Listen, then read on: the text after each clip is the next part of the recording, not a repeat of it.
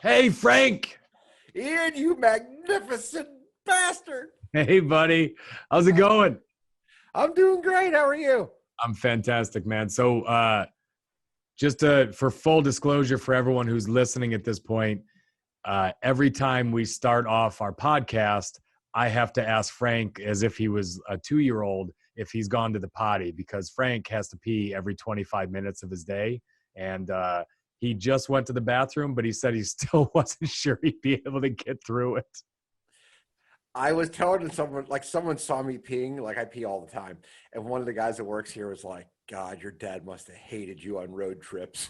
Oh my God, Frank, we have like a 2-month-old puppy in our house right now. Jenny bought a Yorkie, and our puppy pees less than you. And it's a puppy. They're supposed to pee every like 30 minutes. It's outrageous how often you have to go to the bathroom as you're chugging water right now. And coffee. And, it's cardio, Ian. Hey, look, you're gonna My have to advanced just age, you're gonna have to you do just cardio. grit through this with resilience and grit to get through this, because I'm not letting you up in the middle of this podcast. Oh, just watch. Hey, just let it ride, right? Let it ride. Get a can under the table or something. You can't stop Mother Nature. So speaking of forces of nature, today we are talking about our favorite person on the planet. Frank and I have a lot of common heroes, but I think it would be hard to find one that we like more than Warren Buffett. Is that probably accurate? Yeah, behind like Dr. Emmett Brown, I think Warren Buffett is like my number one. So Frank and I used to go to Las Vegas on a regular basis, and at some point we had kids, and all of a sudden one year, instead of going to Las Vegas, we decided to go to Omaha to venture out to see Warren Buffett's Berkshire Hathaway annual meeting, which is quite a show. It's fascinating. That weekend was incredible, but just so you know, to make this happen is absolute misery. When we said we were going to do it, this was 2018. We said we're going to do this every year. This is great. And then once you do it, you realize no one flies to Omaha except for 1 month of the year, and everyone knows that. So to get a flight is over $1,000 to fly into Omaha for. Really, we were there for 36 hours. We spent over $1,000 on just a crappy flight to get in there. There are no hotels anywhere near this meeting. The place we stayed at was like a motel that was 45 minutes away, and you had to get a cab driver because you really can't. I don't think Uber was there yet in Omaha, but they probably still aren't. It was a mess. Yeah, I think I flew in. I think I had to fly into Kansas City, and I had like a limo pick me up and drive me because I couldn't get. Coming from Richmond, it was impossible to get there. I mean, I think I've flown to Europe for less than I flew to fucking Omaha.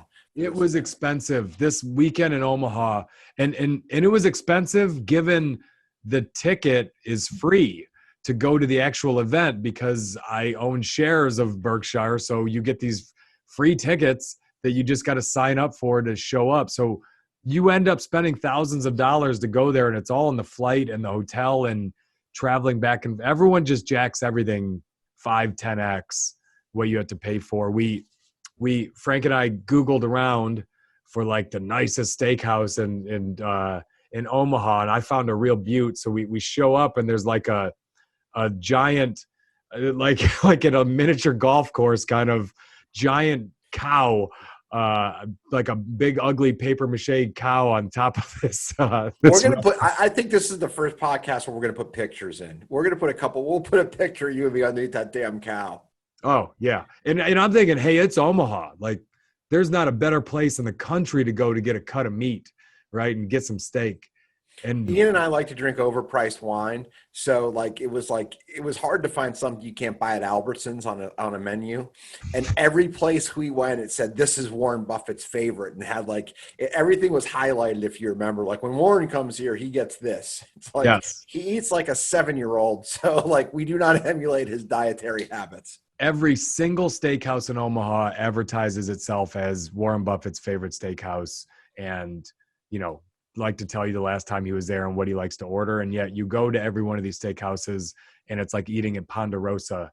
It's not a nice steakhouse. And maybe that is Warren Buffett's style, because we'll get into that a little more. He is kind of cheap, but It's a slightly downgraded version of Ponderosa. If you can imagine something maybe not quite as nice. Ponderosa's got some good real estate in the world. These are not quite as nice. Not quite as nice. So you have to get up early. So we, hadn't slept anyway. We get in, we eat at a crappy steakhouse. We set our alarms for 5 in the morning, 4:30 in the morning. I think it was 3:30 or 4, Ian. It was Yeah. early as shit. And you had to call a cab the night before, because you can't just call a cab in the morning. No one will come out to this motel where we were staying, which was nowhere near the meeting. So we get picked up, drive into Omaha, and there's already a line of thousands of people. It's like a rock concert, all the way down the street, because the way it's set up with the tickets, Warren Buffett wants it to be classless. He doesn't want you to be able to pay for a better seat. So he looks at it as every ticket is identical. There are no box seats. There are no front row Joe. There are no special backseat passes, because he knows the kind of people that follow him would just pay up for all of that, and it would stick all the rest of the people in the back. So the people who get the front row seats, the great seats, are the ones that show up at 4 in the morning and start putting chairs out there. So we got over there at 5:30, and we were already in the cheap seats, nosebleeds way down the block, just to get over there. We were in the second bowl. We Yes. weren't on the floor. We weren't in the first bowl. We were Ian and I kind of looked at each other. We're second bowl. Let's just head right there. Yeah. And we wanted to be respectful to the Oracle of Omaha. So we wore sport jackets and nice button down shirts. And, there was kind of 2 segments of people. There were people doing that, which were normally low level analysts at Wall Street firms that were there to take notes and you report back to someone more senior, or dipshits like Frank and I. And then everyone else who had flip-flops and shorts and tie-dyed shirts on, they were, going to Lollapalooza or something. And the best thing is we were getting hazed by 80-year-olds. They would look at us in our sports coats and sitting in tier 2. And they're like, you guys are B-share guys, huh? B-shares. To put this in perspective for you, an A share of Berkshire Hathaway stock is $200,000. And Yeah. a B share is a couple thousand. So these old people that are in flip flops and Adidas from 1988 are going to look at us in our Brooks Brothers suits and our custom jackets. And they're you guys are the cheap ones, huh? With the shitty shares. They were hazing us. We literally got hazed by an 80-year-old woman. Holy little old grandma who's I've owned the share since 1976. Clearly rich and wearing whatever the hell she wants, making fun of me for being there with a notebook and having just recently purchased my shares and not being a millionaire like her yet. It was great. So the cool thing about this and what drew us to the event was we've always wanted to go. Ian and I are fanboys. We read all the books. We've read books about Buffett. We've read books about Charlie Munger, and we wanted to go see it in person. But I think, Ian, now is a good time to kind of talk about it was a fun adventure. We'll show you a couple of pictures of it. But let's get into the meat of this. There's a reason why our people who are in business are big fans of Buffett, because they call him the Oracle of Omaha for a reason. He's real freaking smart. He's always ahead of the market. But his principles are pretty simple. And I think that's what we like about him. Yeah. At one point, he was the richest man in the world. He's since given a lot of that money away. But he's probably still top 10 at any given time, still running a business at 90, as a CEO with some of the same principles he was running when he was 17 years old, when he started the thing. And he just does it right. He's never, for all of that money, for everything, he's just never around controversy. His businesses are rarely around controversy. He runs his business the right way for decade after decade. And it's profitable. So we kind of, Frank and I talked through this a little bit, and we think we can narrow it down to 6 big things that a manager could learn, that, and certainly things that we've taken away from Warren. And, starting, I think for most people, what you have to learn business somewhere and sometime. And a lot of people that I've worked with that are successful, that are startup founders or successful people that have worked their way up the chain, if you ask them when their first job was, and really, when did you start making money, they'll go back to they were 7, 8, 9, 10 years old. They can tell you vividly about their business of buying and selling business baseball cards, or they can tell you about a lemonade stand that they made big, or how they used to hawk candy during recess in elementary school for a markup, knowing the demand would be higher when kids wanted it. Blow And pops, baby. I used to sell blow pops and M&Ms. Hell yeah. bottled water, show up on the there's a kid in my town who is always out on hot days on our trail where people are running, selling bottled waters for like $3 a pop. And you're like, I respect the hustle. He probably made $100 a day just out there hawking stuff. So Buffett sold everything. He sold Coca-Colas, he sold gum, but his big thing that he always talks about is he had a paper route. And back then, very different today, but back then you could build a paper route into something bigger where you have almost employees that are handling certain things and you're giving off. So he expanded this paper route to one of the biggest in Omaha. And then he actually sold it to another kid once he got done with it and was ready to do other things. And he visited the New York Stock Exchange for the first time when he was 10, and he bought his first stock when he was 11. And he can still talk about how he screwed up and sold the stock because he read a headline in the newspaper and it made him nervous and it dropped like 20%. And he sold it for a loss, and that stock went on to triple over time. And he wasn't confident enough in his own thesis, and he fell for a headline. And he can talk about those kind of things, those formative moments. Now at 90, how some of those things literally stayed with him 80 years. And by buying those stocks. So like a lot of successful people, Buffett started very early, and it gets right into the 10,000 hour things. If you want to become an expert at something, just start doing it earlier than other people are willing to start. And don't stop. Yeah, I think that's fair. The guy started a hedge fund at the age of 17, which is to me, that's nuts. And he started it on borrowed money, on capital, private capital from family and friends. And we'll get into that a little bit more in a minute. But Frankie, what were some of your earliest experiences that you can remember in business? So we're going to put a couple pictures in here. Ian looks at my dad as an entrepreneur. I look at my dad as a self-employed person. I not really entrepreneurial, but certainly a self-employed person. Freelancer. What's that? Freelancer. He's a freelancer. Yeah. But the entrepreneurial spirit is a little different, but he always worked for himself. So as a little kid, when I was 3, 4, 5 years old, my hero was my dad and my granddad. So I wanted to go to work with them whenever I could.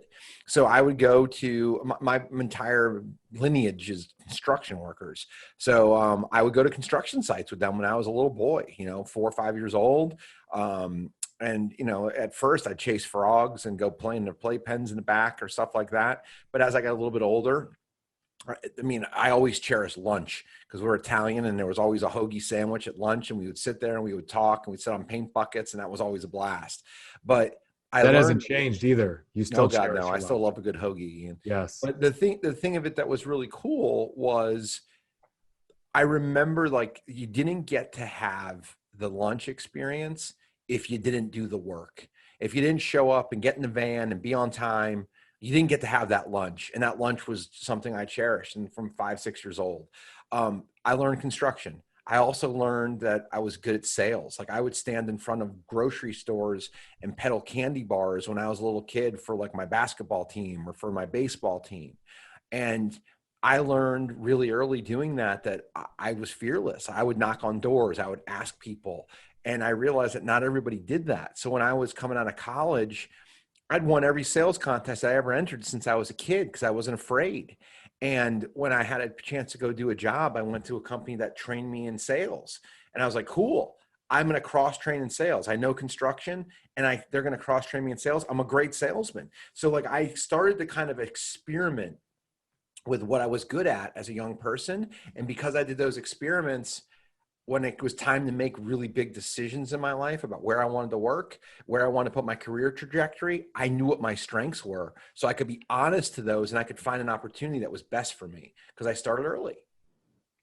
It's funny you bring up the hawk and candy as kids. I mean, that's kind of a rite of passage. THA, the Trenton Hockey Association, my little league hockey, I think I started playing hockey at 5 years old or 4 or 5, but even your first year in Mighty Mites, when you could barely skate, they were handing us kids, boxes of M&Ms, and your dad would drop you off on one side of the block and pick you up on the other. And I can remember I hated it at first. I hated knocking on doors, and you could just see the irritation in people's faces that they'd have to reach into their wallet and buy some M&Ms. You had 2 products. It was regular M&Ms or peanut M&Ms. Yeah. And I can remember though, like a light bulb switching for me though. I hated it. And then I came back and our coach was keeping score. So I came back and all, these are all of my best friends. They're on my little league hockey team. And I come back and I'm like middle of the pack. I thought I did okay, but it was like Mathews sold 27 regular and 42 peanuts or whatever it was. And I was like, one of the kids was up like at 100 and 100. And I just remember being like, no, like, coach, give me another box. I'm going back out. That's embarrassing. And I remember I went back out and sold more. I didn't have to, my time was done, but I went out and sold more M&Ms, got the money, brought it back to the coach. It was kind of, I'm 6 or 7 and I'm already learning how to be competitive. That's no different than when I was at GE and someone put my name up on a whiteboard underneath Macaulay or one of my friends there. And I was like, no, I'm not losing to him. I'm going to go make some more cold calls. So what happens in most American boys' lives is you fall in love with something. Most of us fall in love with sports, some scouting, whatever. You fall in love with something, right? So like we were kids that fell in love with sports, but thankfully we had enough brushes. It usually came from sports and needing to be, our parents didn't have a lot of money. So you had to sell fucking M&Ms to be able to go on travel teams. And that's how it all worked. But you fall in love with sports. And then once you fall in love with sports, you watch SportsCenter as a kid. But then as you get older, you realize this, like I can't play sports anymore. But the competitive spirit that I love about sports is also in business. And if you start this early, Buffett was a strategic thinker. He was competitive, but he was strategic. Like Ian and I were not as smart or strategic as he was, but we did fall in love with the hustle and the winning and all of the things that go into winning in sports. Right? Working within teams, being respectful of your coach, leading the grind, the doing it over and over again. And that's high school football. That's baseball. That's you and I, Jay, hitting ground balls at night or being in the batting cage in the morning. But what's cool about it is if you fall in love with business lasts a lot longer than an affiliation with sports. Your knees are going to be gone way, way before Warren Buffett at 90 can sit at a table and talk and wax poetic about business. And that's what still acquire a $10 billion business at the age of 90.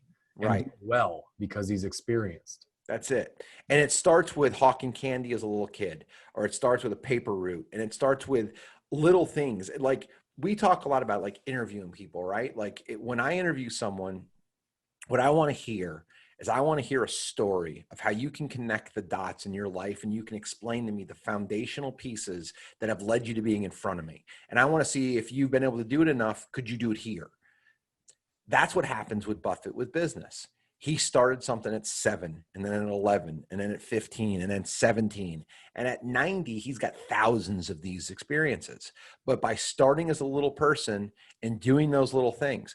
So paper routes are now mostly non-existent, right? Certainly entrepreneurial kids aren't doing paper routes. What are young kids doing now? YouTube channels. Like, can you monetize it? Running a lemonade stand. Like, if you're going to interview a 25-year-old and they had a newspaper route, like, that's like trying to sell a steamship. It's worthless. But what are the things that young people are doing, that you're interviewing, that you're seeing, you're saying, what are the things that you guys are doing to hone those skills? Like, what are they, Ian? Like, what are 25-year-olds that you're seeing doing? I think it's a lot easier today. I mean, we had to go hawk stuff door to door. If you want to sell Yep. something, you stood around by a grocery store outside, like the Shriners people with the bells. Or you went door to door and you sold it. To start a gig right now, it's outrageous. My son IJ, he's 10. He has his own eBay account. Right. He sells his old baseball bats sometimes. You could start selling things right away on eBay. Like, you have a market immediately, so you can buy.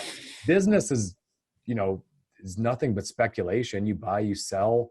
You have raw costs, so you could do anything. You can hawk anything. There's Upwork, there's Fiverr, there are places that are just built to support freelancers who can go in and build a website for someone, who can, if you have some skill that you're okay at, you can go get business. Like, look at the artist that drew our logo, our caricature for this podcast.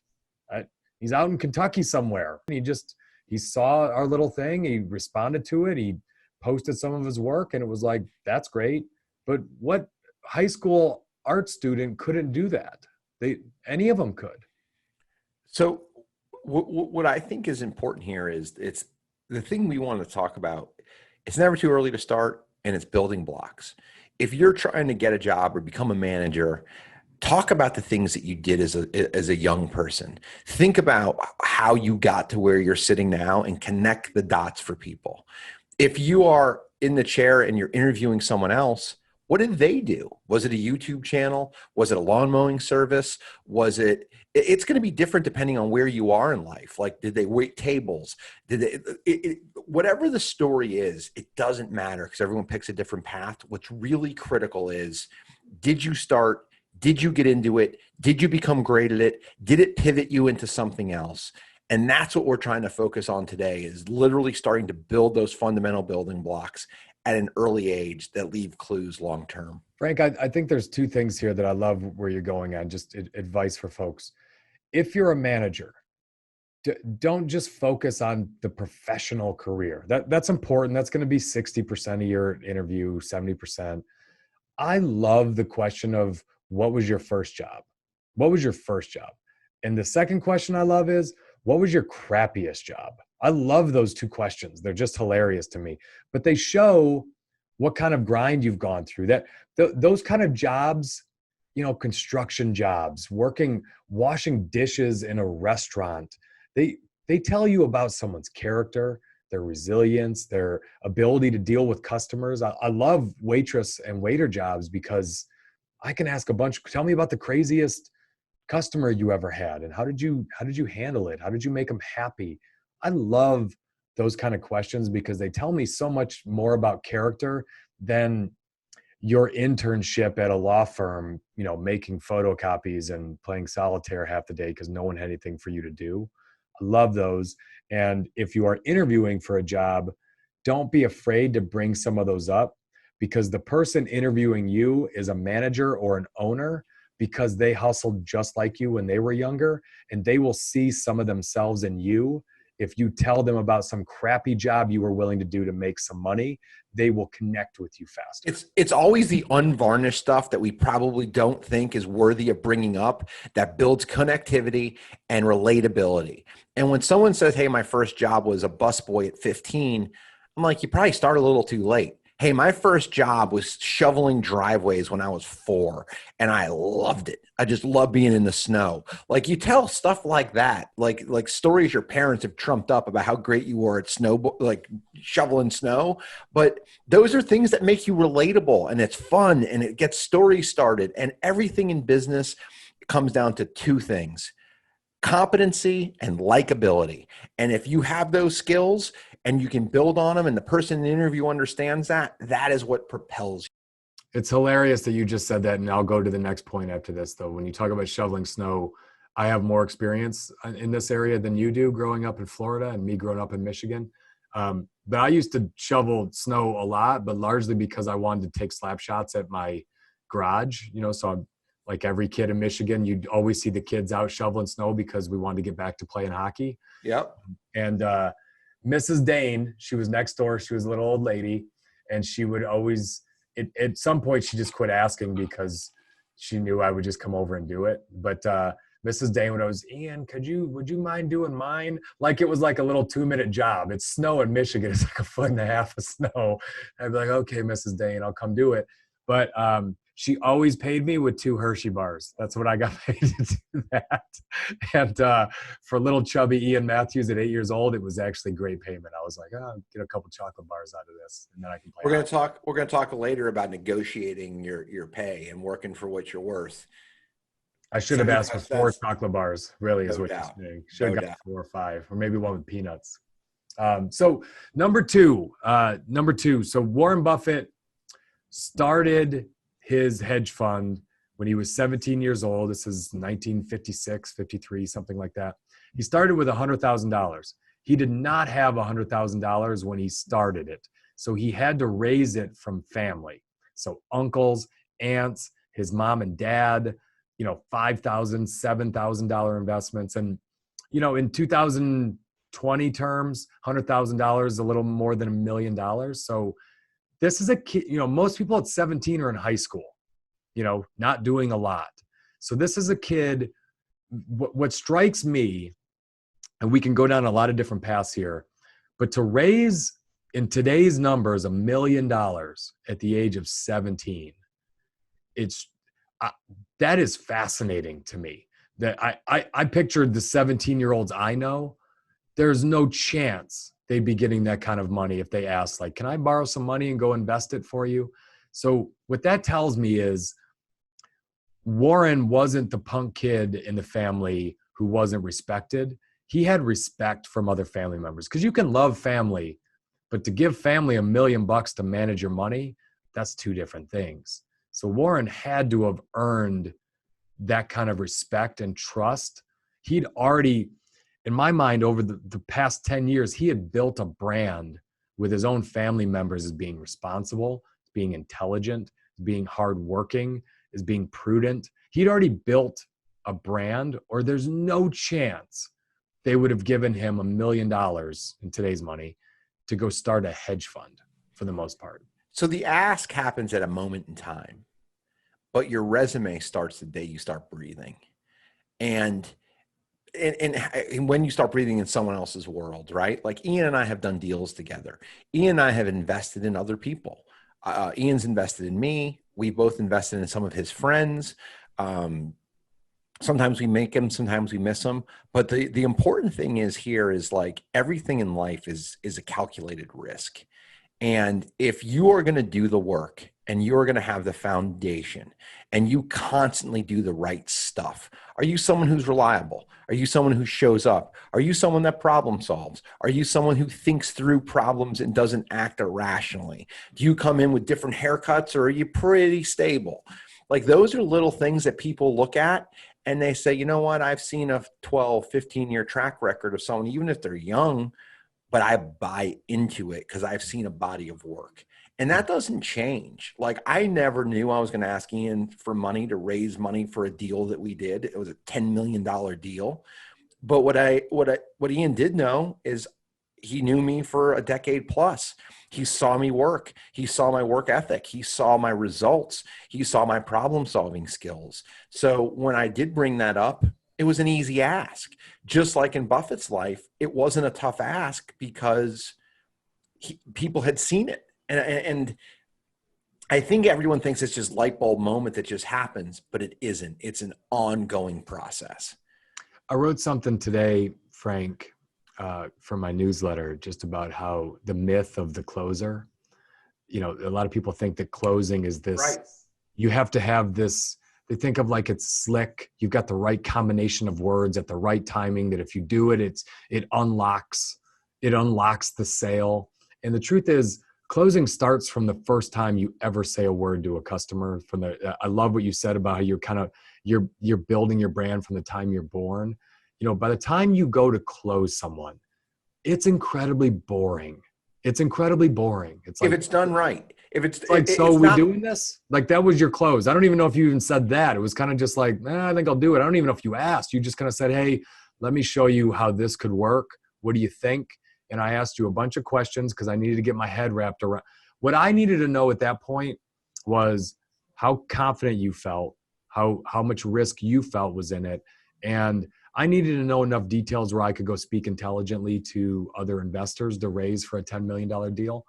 But everything else for your close, 99.9% of it, you'd earned that from me since 2005, since I've known you, by your work ethic, by me watching you directly, by watching the risks you take, your conservative nature in general. And the fact that I've known you this long and you've never asked, which means you're not a desperate kind of guy, that you've passed on a lot of things you could have brought me, and you felt real good about this one.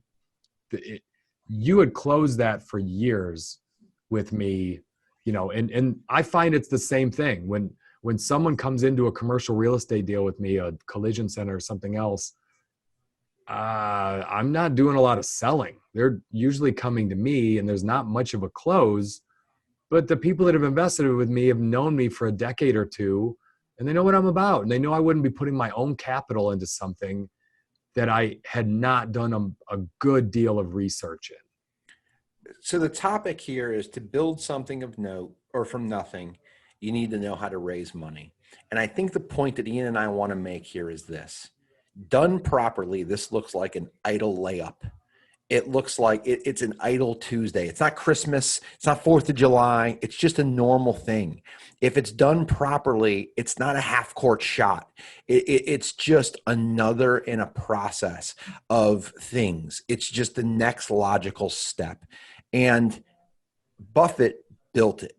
Successful people we've invested in built it. Piece over piece, time over time. The question you asked me when you got into this deal is, you said, how many of this type of house have you owned? And I said, all of them. It was that kind of a house. It's nothing that I haven't seen 100 times or 1,000 times. Mm-hmm. There's nothing in here that, like, I own houses on the same street. There's a saying that someone has of success leaves clues. That's what we're talking about here. If you have a success and a track record, other people can see it, and it's an easy sale. Even as a 17-year-old raising, in today's terms, $1 million, that is asininely crazy. But with a track record, it doesn't matter how old you are, you got the track record. And so Frank asked me, and then I went and talked to other investors, and some of the asks were really easy because these were investors who knew Frank and me. They knew us both. They might have known me a little better, but they knew Frank pretty well too. Those were the easy ones. But there were some that didn't know Frank from a hole in the ground. I just sent them a link to see his website. They were investing in, they know me, and they know I wouldn't put my money in something crazy, or they know I wouldn't even call if I thought it was putting them in an excessive amount of risk. And so there's kind of different levels of it, but you build that brand over years of making responsible decisions, being a hard worker, being someone of character. There is no close in the world that is going to help you raise money if you've not been a person of integrity and hard work and success before. You just won't raise money. You don't live a life that is radical and out of control and then go ask for money and say, but this time it's different. No one will give you money. You need to have a track record of someone who's prudent. So I want to ask you a question here. Have you ever swung and miss? Have you ever invested on the wrong person? Because I have. I'd say I've missed a few where I should have invested in someone who was a person of hard work and good intelligence, and I just was too scared, and I looked back and I regretted it. I've never swung and missed on an investment where I trusted someone and they lost all of my money, aside from maybe a broker who had an idea that I didn't like at first, and I was kind of talked into it. So why don't you talk, Ian, a little bit about being hesitant, missing on opportunities. And I'm going to talk about the other side about, because I've invested money out of my personal IRA in a couple of people, and I didn't get paid back. And I can tell you fundamentally what went wrong. Yeah. So, the biggest one that I always think about really is one of my best friends in college, started a restaurant concept. And, at the time I just, I didn't get it. I didn't like the industry. I didn't like the business model. It didn't make a lot of sense to me, when really I wasn't focused at all on the operator. I was overly focused on the granular details that I didn't understand. And ultimately it became a massive success, 50 different locations, restaurants, and I missed it. And that sticks with me all the time. When someone that I trust is starting something, I am always weighing my decision much more heavily on the person than on the granular details. That makes sense. So the opposite happened to me.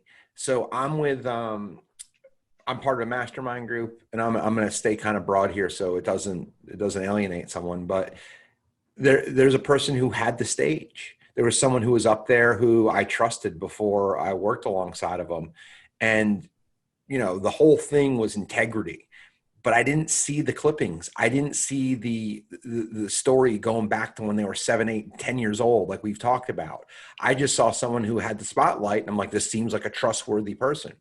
Not been paid back. It's like 5, 6 years later. This is, 35 grand out of my IRA, not an insignificant amount of money. Yeah. But what I missed that there's no way you can swing and hit everything. So you're going to miss stuff. But what I did was the opposite of what Ian did. I didn't know the press clippings. I didn't know the backstory, but what I did know is, okay, this person seems right. But that's what's really important. And I think what we both really appreciate about Warren Buffett, and what we appreciate about working together and people who we haven't successfully invested in, get away from the limelight and the spotlight. Show me a track record of success. When did that track record of success start? Are you interviewing to work at my company? Show me your track record. Are you interviewing someone for a sales job? Show me how you've sold something. That's what it all comes down to. That's why we use behavioral interviewing. Ian and I both use that. And we want to see different things you've done, because we want to see, has success led clues? Have you gotten here because of something that is repeatable? And that's what when we've successfully invested in people, they've done that. They've had a track record. When it hasn't worked out, we've missed it. Yeah. And that's an interesting two examples that we use, because you were overly focused on the details of the deal because it's your business and you understand it. It's residential real estate, and you sort of understood the numbers. You didn't know the person well enough. So for you, the lesson learned is you could have checked more references. You could have said, give me the name of 5 people that have invested with you on similar deals like this. I'd like to talk to them about how you handled that capital, which I know some people have done that with me before they've got involved. Like, hey, look, Ian, I like you. I know you, but I don't know you in this capacity. I'm going to call and check on a few different people. And I'm fine with that. Do that. Call and check to see, am I full of crap, or am I delivering what I said I was going to deliver? That's right. And the other thing is this, we've talked about this more than once. You can't have every piece of detail. You can't. You got to make a good decision based upon, or you're going to be just paralyzed. So you make those decisions, but then what you do have happen is Ian says, I'm not going to miss this opportunity next time for these reasons. I'm going to say, I'm going to skip this opportunity next time for these reasons. And that's what happens. You build a book of business, or you build a decision-making matrix. And that's what we talk about first with It's Never Too Early to Start. It just becomes another rung on the ladder that at 90 years old, like Buffett, it's a pretty tall damn ladder with a lot of data points. Yeah. And that ladder got tall over years, which is point 3 we're going to talk about. Warren Buffett is famous for the terminology of compounding interest. No one's better at it than him. And the only way compounding interest works is if you are outrageously patient and you're not buying and selling on a regular basis. So you buy things you believe in, and things could be people, they could be assets, they could be equities, they could be businesses, they could be anything. But you buy things you believe in and you just sit and hold them forever. And at some point they're going to go up. And he's as good at this as everything. And he's notoriously frugal. So he's lived in the same, small house in Omaha forever. He doesn't drive flashy cars. He, we just mentioned some of his favorite restaurants he goes out to. He doesn't jet set around the world. He's, he was known as really cheap for the first 30, 40 years of being a CEO. And he's very tight with expenses because he would rather every penny of profit, both personal and his business, go back into reinvesting into his businesses and purchasing more assets. He's always trying to, his word is schnitzel. He's always trying to schnitzel a little bit more, schnitzel some shares back, schnitzel everything. He's always putting it back into the business. And I think the average person would hear that and say, makes sense.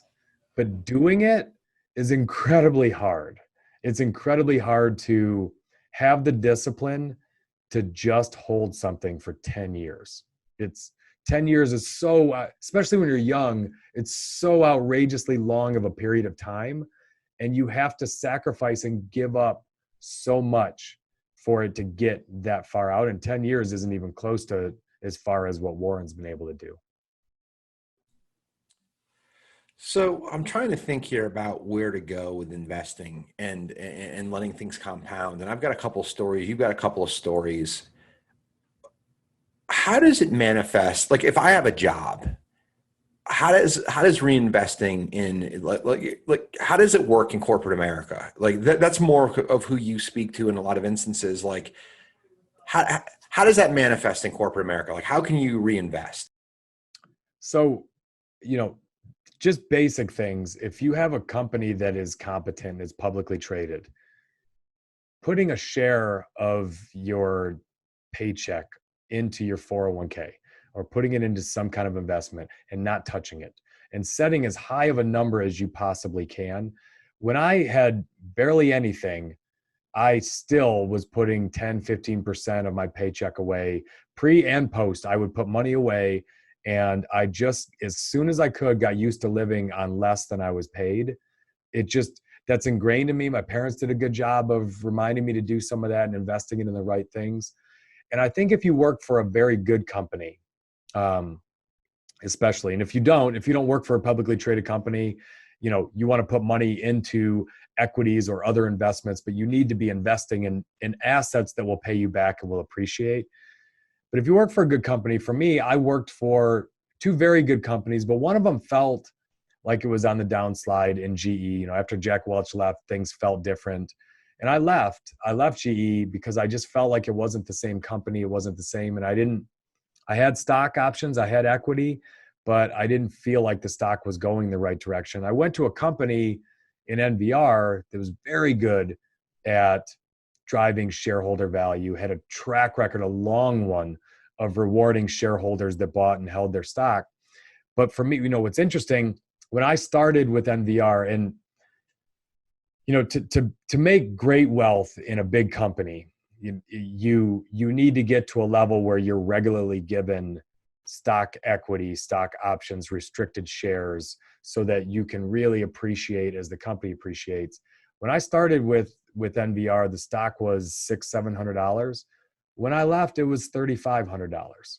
So that's a 13-year period where the stock went up $3,000 and I had thousands of shares. So obviously being there and holding on for 13 years gave me the chance to never have to work for a big company again by being disciplined and just staying and earning more stock every year by doing my job, doing it better every year than I did it the year before.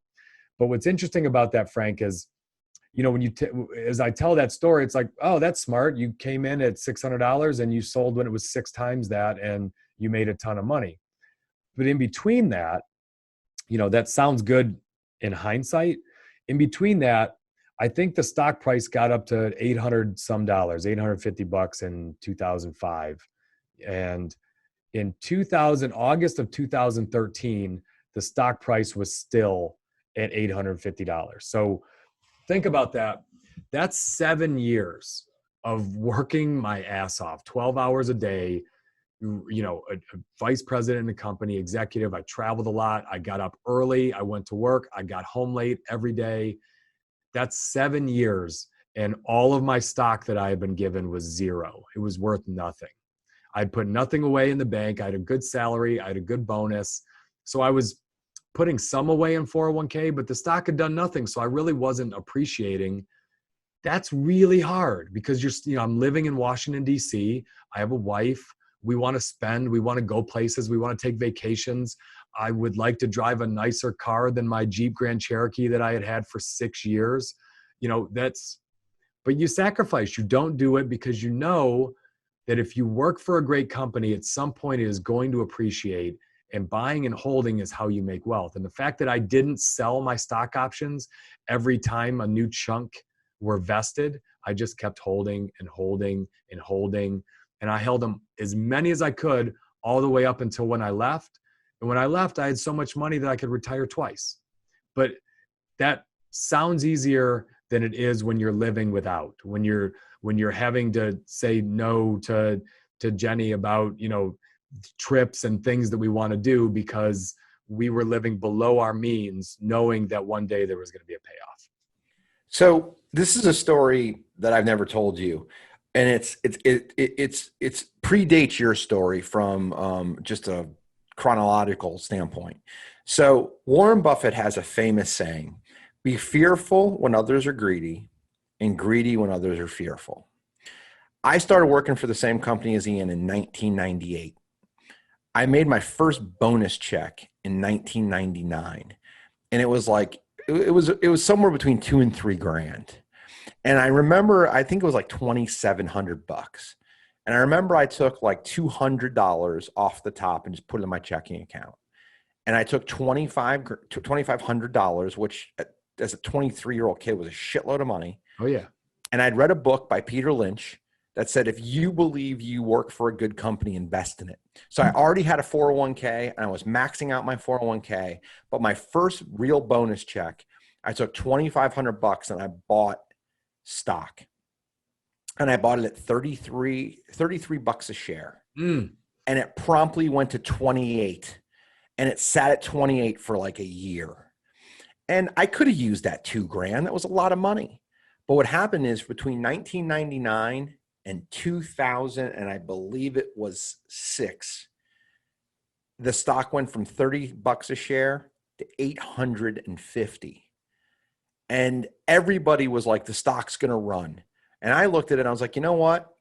I can take that money out and I can go buy an investment property that I can flip. I sold that stock for roughly 80 grand. I think it was like 68, 78 grand. It was something in that range, somewhere between 70 and 80 grand. And I bought my first foreclosure on the foreclosure steps. And that prompted me to build the business that I built today. So taking $2,000 off the table, letting it ride, and then selling that when I thought it was going to be at a high point. And I didn't time the market perfectly, but you just said between that stretch of time, it was basically $850 for 8 years. I took the money off. I bought a townhouse. I flipped it. I made 40 grand. I bought another one. And that's how I propelled myself in business. That is one of 3 or 4 moves that got me here. Yeah. And what's interesting is throughout that time, how long did you have that old SUV I used to make fun of you about? Almost a decade. Almost a decade. You had the same vehicle. You're a vice president in a company. You are riding around in a 200,000 mile beat up, old SUV. I had 75 employees and I probably had the 71st nicest car. Every one of your sales reps is rolling in with BMWs, right? Brand new BMWs. And you didn't give a damn. You were looking at them like, yeah, you're going to work till you're 80. That's going to be a great, you better be a good rep still in 50 years because the way you spend your money, you're always going to be beholden to another company. I always found that very fascinating about you. You lived frugally. When you left MBR, you lived in that same townhome in Charlottesville for 5 or 6 more years. Then we moved to Richmond. You rented. You didn't run out and buy, and you could have. You didn't run out and buy 5 acres, out in the fan. You were smart. You cared more about building a business than what others believed your success level was with things. So one of the things that ends up happening is this, right? Like I made a good move when I was in my low 20s, and I just told you that story, and it propelled it into 80 grand, which I propelled into a flip, which turned into something cool. Ian and I both basically hit the fucking lottery. Like Ian had a 10-figure exit. I had a 7-figure exit at 34. So we picked the right places. We put ourselves in a position to succeed. And then we picked good companies, and we kind of got lucky. Like nobody knew the stock was going to go from $33 a share to $8.50. Like I thought I went to a great company. I didn't know I went to the equivalent of Google. So like I got lucky there. But here's what I didn't get lucky with. All I spent my money on was houses. I moved into a house that I fixed up, or I built from scratch at 25. I did it again at 27. I did it again at 30. It was an area that I knew incredibly well, and I was an insider, and I could depreciate, and I could use tax advantages. And I could use all this stuff. And then when I quit my job, I had a couple $1,000,000, which is not an insignificant amount of money, and I didn't have to pay myself. So what I did is I lived without a salary for almost 6 full years. I lived on like 80 grand a year. So I could take a little bit if I needed it, but I didn't need a lot because I drove a car with no payment. I had a mortgage that was like $1,600 a month, and I got to reinvest. I hire people now, and they're shocked at how good our technology is. They're shocked that we have an IT department. They're shocked that we can offer health insurance. Do you know why? Because I don't go out and buy flashy shit. I reinvest the money that we make. We make a decent amount of money, but not a ton. We take it, we invest in people, we invest in process, we invest in software. And then the other thing we invest in is we hold almost 300 houses that we own. Those appreciate, those depreciate. I do not have the same business model as Warren Buffett, but what I do have is I have frugal tendencies. I invest in what I know. I hire good people, and I don't trade. I try to own and hold. And those things give you the ability to build something sustainable over time. Yeah. And all of those reinvestments in your business help you recruit better. You get better talent. They stay longer. They work a little bit harder. And over years, that's all compounding interest. It all will pay you back from a revenue perspective at one point. So, that's right. So all of these things are great, and they helped make Warren rich. But one thing that Frank and I both just find incredible is he's had a 70-year career now, 75-year career, really, when he started. And the guy has just never been involved in a scandal. His name is never besmirched by anything. For the number of businesses that he has purchased and he has acquired, and you think about the thousands and thousands of employees that have worked for Berkshire Hathaway, you think about all of the investors, and his name is just never tied to anything nefarious or awful. And, most billionaires, really, the way they get there, there's a lot of dirt. There's a lot of ugly stories. And Warren has, he starts his meeting every year. The one scandal he was ever involved in, he acquired Salomon Brothers, and they had a very big trading scandal. They were, to keep it short, they were ripping people off. And it was illegal. And a lot of these traders, he had to clean house. He cleaned house with the managers, and he had to go in front of Congress. And his famous quote, as he apologized to Congress, was, "If you lose money for the firm, I'll be understanding. If you lose one shred of reputation, I will be ruthless." And he starts every one of his, we loved this. This was one of our favorite things about going to the Berkshire annual meeting. When did he say? They said that in the 80s sometime, in the mid-80s. Mid to late 80s, yeah. So here's a deposition that he 30-year-old plus video. Him with hair. He looks a lot different. Grainy video. Old C-SPAN video. Yep. And he starts his annual meeting every year to remind people of that moment when one company almost ruined the reputation of Berkshire Hathaway, because he wants everyone to know there is nothing more important to me than the integrity of this firm. And it's a lot of people talk about integrity, with a lot of flowery language. Integrity is profitable. Integrity is profitable. You can raise more money when you're a person of integrity. Your brand is stronger. People want to hire you. People want to invest with you. They want to join your company. It is more profitable to have integrity than it is to rip people off and think short term. And it's one of our favorite aspects and tenets of Warren Buffett. So one of the things I wrote down, and I never connected the dots like this before, but the most relevant or maybe the most important piece of compounding interest is integrity.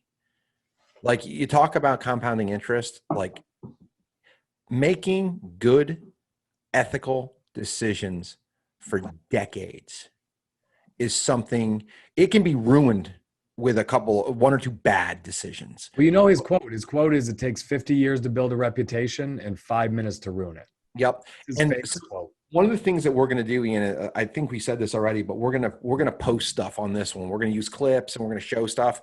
I'm going to share with you. We got this really cool glossy on our front wall. When Frank says we, he means I'm going to do these things. Well, you're retired and I'm not. I have a job. So shit bites you in the ass, pal. So one of the things that we have at our office is on the front wall, we have our mission statement and our core values. And our core values, literally, this is what it says: be honest in all transactions and communication and honor assignments. It quotes Buffett. It literally has the quote that Ian just said about contemplating an action and all of that. Like, it's on our front wall. And we go over this with employees. And one of the things that Ian and I are going to do at some point is a podcast on building a company culture. Like, I don't know a better person to point to. Hundreds of business, thousands of business transactions, a sterling reputation. He inherits a dog shit business. And what does he do? He just says, I'm going to put a tourniquet on this thing. I am going to take full responsibility for it. I am going to lead. And I'm going to say, look, this has happened. There's absolutely no way humanly possible it's going to happen going forward. And I'm going to make sure of it. Let's talk about that moment for a minute. He has Salomon Brothers. He's a huge stakeholder in Wells Fargo. Wells Fargo did the same thing 30 years later. Basically the exact same thing. What happened? Buffett had already lived through this with Salomon Brothers. This could have sunk people. People looked at it. Buffett got the facts and he said, that's it. He goes, we're not going to put up with this. And that's his reputation. If you look at Bob Woodward, who's written incredible books, he protected Deep Throat, the source on Watergate. He protected them for almost 40 years. People came to him for 4 decades because he was known as the guy who would protect his source. That is integrity. That is building a brand. Yeah. That is dividends paying off for years because of something that you are just not going to fundamentally break on. I love it. I love it. So it's a parallel of this. So number 5 that Warren is very good at. So obviously Buffett is good at looking at metrics of a business. He's got his thresholds, he's got his hurdles, but he doesn't really look at anything. He's published all of it. It's all based off of Benjamin Graham's thinking. That's who he learned investing from, the intelligent investor. He still invests that way today. So I don't think there's anything magical about the way he invests. He's just more disciplined than most. But one thing that Buffett also puts in, and it goes along with the integrity, is he is very big on the founder or the CEO or the owner of the company and what kind of a person they are. And he talked about it in our meeting. You still hear about Mrs. B. So Rose Blumkin, she was the founder of Nebraska Furniture Mart, which was one of the biggest furniture stores in the country. And it's just a big warehouse in Omaha. And she built it up. You know, she's a Russian immigrant and she was really good at controlling costs and running her business and competing, keeping prices low, keeping expenses. And Buffett just loved her. He tried to buy her company for years because of how successful they were and the balance sheet, everything else. So he finally buys 90%, brings in Nebraska Furniture Mart. Within a few years, she's fighting with her kids. She leaves Nebraska Furniture Mart, starts a competitor, in the furniture space across the street. Across the street. Across the street. It's freaking fascinating. And Warren is like, oh God, this is awful. Like now I'm like, I bought this, because of her, and now I'm competing against her. So within 5-6 years, she has a churn and profit and kicking Nebraska Furniture Mart's butt, to where Warren had to go buy that business. So he had to buy her twice. She was so good. But his quote is, I'd rather wrestle grizzlies than compete with Mrs. B. And I just love that quote. And Buffett has said, he uses her all the time. Find people that you would never want to compete with and pay them whatever you need to and keep them. And I think Mrs. B is used a lot in his businesses, and he still uses them today with the CEOs, of what he expects out of a CEO. As an example, she ran that business till she was like 104 years old or something crazy like that. She was still always around her business. But it's, people like to invest in people who have those kind of tendencies, that just get results, that are driven, that work their butt off, and they go through. And that's the kind of people that Warren goes and looks for. So he, like your deal you were explaining earlier, where the X's and O's looked okay, but the person wasn't of integrity, you got to have both. Well, you got to have both. And people won't invest in you unless you have the skills and the ability to do it and to put together a good idea, and the integrity and the work ethic and the fundamentals, the characteristics of a person. What's the guy's name? I don't want to Google it because you get mad at me when I look away from the screen. What's the guy's name who he's like Warren's number 2 or number 3? Like Charlie? No, not Charlie. He has like an Indian name. He's like Omit or something like that. The guy that runs his Geico insurance business. Yes. Yeah. Yeah. Is it? Oh, shit. I don't want to say his name wrong. So I want to use 2 things here, right? So Blumpkin is the furniture mart that Ian talked about. But let's talk about repeating things and making things wash and repeat so you don't have to reinvent the wheel. See's Candy and Clayton Homes are 2 businesses that he bought that both were really good at what they did. They both had really good leaders. They both had family businesses around them. And the next point we're going to talk about is his hands-off management style. Those were unique businesses, remarkably profitable, great structure and management, great product. And he bought them because he could analyze it. It was simple. It was easy. And not only that, they had great people running it. The other side of it is internally. I don't want to say his name wrong. He runs the insurance arm. And another guy's name is Ted Wexler. Ted Wexler is a guy who was in Charlottesville when I lived in Charlottesville. And now he works at Berkshire and he controls billions of dollars worth of assets, right? Warren lets those 2 people do basically whatever the hell they want because he trusts them. Yeah. And he trusts them because they're smart, they're hardworking, they have a track record. All the things we talked about earlier today, they're examples of, they embody. So if you're a business owner and you're looking to invest in either people or places or different things, what is it that makes sense? How do you know you can control the narrative? How do you know that you're making a good investment? You're buying the right thing, you're investing in the right asset, you're buying the right segment of business. A lot of folks listening to this podcast are probably younger in their careers or younger managers. How do you get someone to believe in you? How do you get someone to want to promote you? How do you get someone to want to give you autonomy? That's what Ian and I want to talk about today, and we want you to get away from this, right? So all of the stuff we've talked about, talk about those young things that set you apart. Talk about your track record. Talk about how you've invested in yourself and how you've paid dividends. Talk about reinvesting. Talk about your integrity.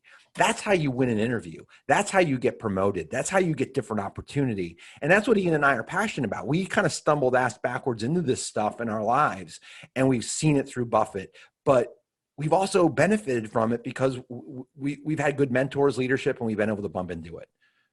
100%. The summary there is, be someone Warren Buffett would want to invest in. And he makes it very clear the things that he looks for. He looks for intelligence, hard work, and integrity. And he always says, and if they don't have the third, the first 2 will kill you. So He always kind of puts that first. And the head of their insurance is Ajit Jain. Ajit, that's it. Ajit. And he loves that guy. So the last one, wrapping this up. So you've got the people, you've got the integrity, you've bought the businesses. One thing that makes Buffett incredibly unique is he takes delegating to a whole crazy different level. Buffett's never been one that wanted to be a manager who's involved in a lot of people's businesses. He's always bought businesses that he thought were good bets with good people and got out of their way. His quote is, at Berkshire, managers can focus on running their businesses. They're not subjected to meetings at headquarters or financing worries nor Wall Street harassment. They simply get a letter from me every 2 years and they can call me when they wish. And anyone who's ever worked for him says that's exactly how it is. Some people go, it is wild that a business president could go a year without talking to the CEO unless they called.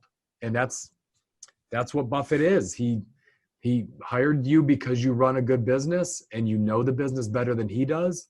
So unless you think that he has something very specific that his expertise could help with, he gets out of the way. And I think my takeaway in always watching that is, if you have the right people, if you hire well, if you onboard well, if you do your homework, you shouldn't have to spend much time telling them what to do.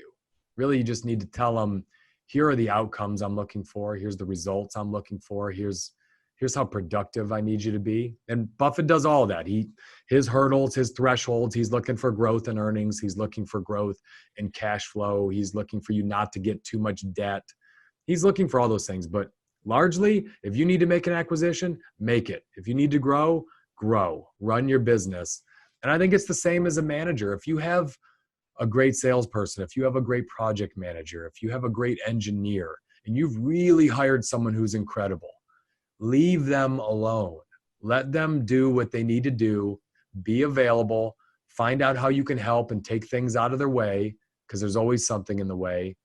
But for the most part, let them run their business. And a couple of things he does, Frank, that a business owner could think about.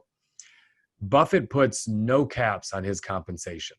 So if you go and you triple earnings, and that means that you tripled your own profit as a manager, fine. That as long as you're delivering more to the mothership, Buffett doesn't care. He caps nothing. And a lot of companies screw up by this. They put arbitrary caps on things. They give you a quota and you can't make $1 over that. Well, all that's going to get you is a bunch of people that get right to your quota and stop working. That's it. Right? So if that's what you want, great. If you want to cap your earnings, great.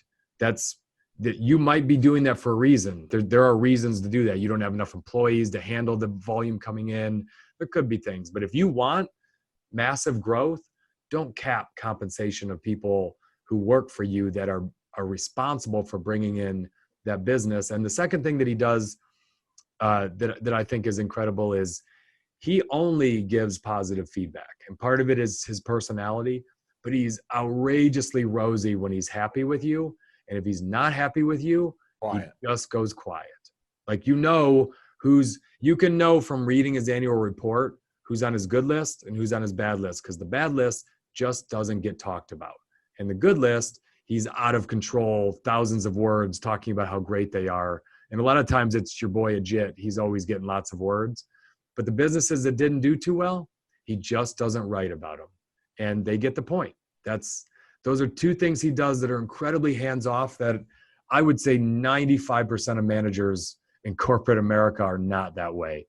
Most feel like they need to be telling you what to do all the time and how to do it. And that's just not Buffett's style. And it's worked for 50, 60 years.